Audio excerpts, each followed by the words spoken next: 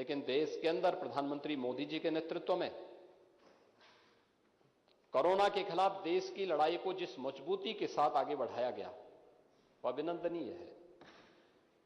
135 करोड़ लोगों को vaccine free में वैक्सीन उपलब्ध करवाने की कार्रवाई हो, 80 करोड़ लोगों को देश के अंदर प्रधानमंत्री अन्न योजना के माध्यम से फ्री में राशन की व्यवस्था हो, या फिर फ्री में टेस्ट, फ्री में उपचार की व्यवस्था हो। कोरोना महामारी इस देश की एक ऐसी महामारी थी जो दुनिया के अंदर पहली बार इस प्रकार का वायरस आया था, तीव्र संक्रमण था, और उस संक्रमण की चपेट में जो भी आता था वह उससे संक्रमित होता था। दुनिया के अंदर जिनका हेल्थ इंफ्रास्ट्रक्चर भारत से कई गुना अच्छा है, कई ज्यादा अच्छा है, उस देश में भारत की आबादी से आधी आबादी या 1/4 आबादी होने के बावजूद वहां पर मौत के आंकड़े भारत के अंदर कोरोना से हुई मौत के आंकड़ों से कई ज्यादा थे। अमेरिका की ही हम बात करें, अमेरिका की आबादी भारत की आबादी के 1/4 है, लेकिन अमेरिका के अंदर कोरोना से हुई मौतें भारत के अंदर हुई मौत से 1.5 गुना से ज्यादा है।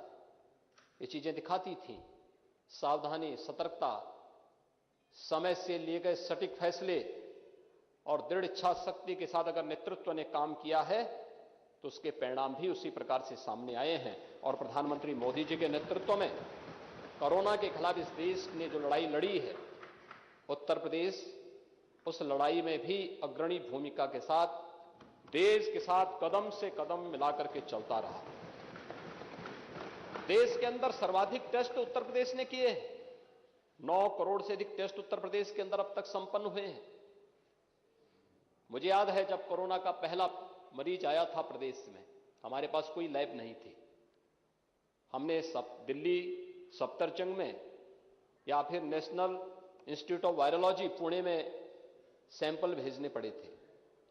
उपचार के लिए हमारे पास कोई व्यवस्था नहीं थी, किसी प्रकार की कोई सुविधा नहीं थी।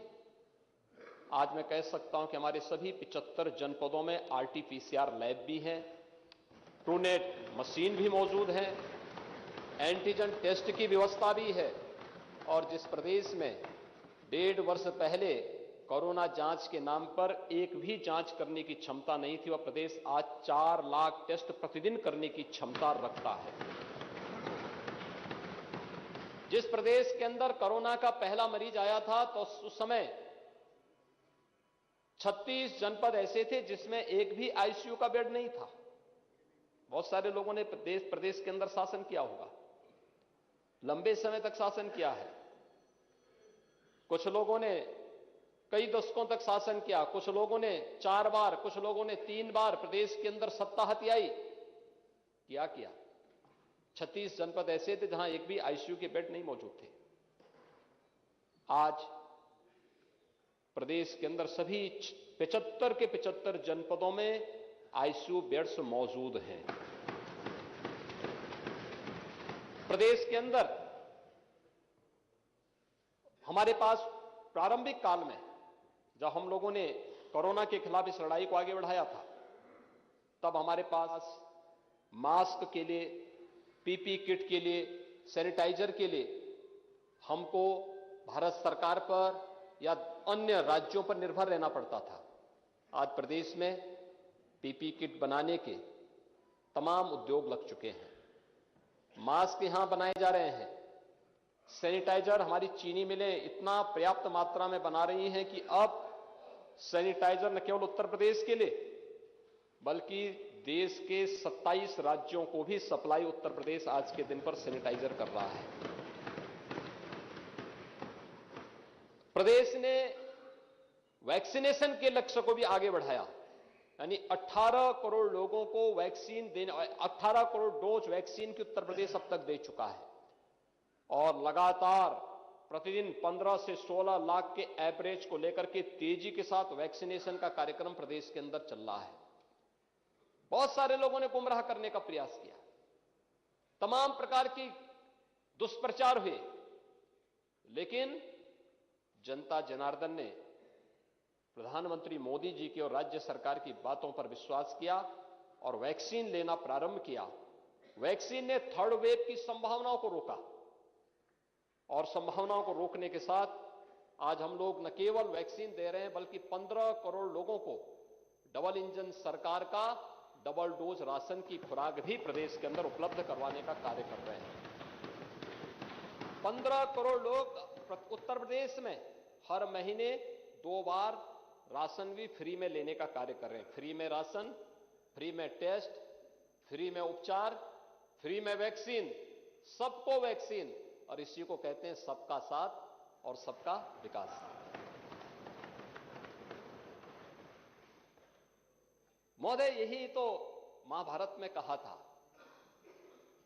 महाभारत के शांति पर्व में एक चर्चा आती है, जब भीष्म पितामह सरसैया पर लेटे होते हैं तो उस समय युधिष्ठिर उनके पास जाते हैं और उनसे पूछते हैं कि वास्तव में राजधर्म क्या है। क्योंकि बहुत सारे लोग ये मानते थे कि परिस्थितियां राज्य को या राजा को बाध्य कर देती है अपने रूप चलने के लिए, लेकिन भीष्म पिता ने कहा नहीं, ऐसा नहीं है। उन्होंने कहा राजा कालस्य कारणम, योग्य राजा है, योग्य शासक है तो वह परिस्थिति के अनुसार नहीं चलता बल्कि परिस्थितियों को अपने अनुरूप मोड़ता है। और भारत ने उन परिस्थितियों को अपने अनुरूप मोड़ा है।